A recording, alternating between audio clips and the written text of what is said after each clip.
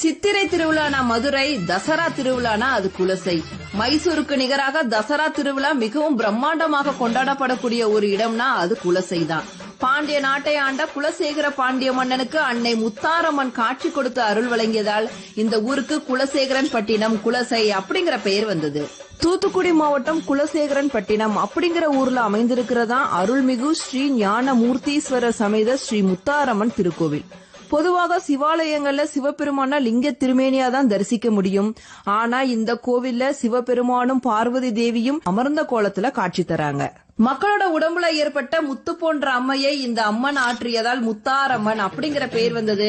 ஒரு சாதாரண கோவிலா இருந்தது இன்னைக்கு உலக பிரசித்தி பெற்ற கோவிலா மாறி இருக்குன்னா அதற்கு காரணம் முத்தாரம்மனோட சக்தி தான். குலசை மக்களோட குல தெய்வமே முத்தாரம்மன் தான்.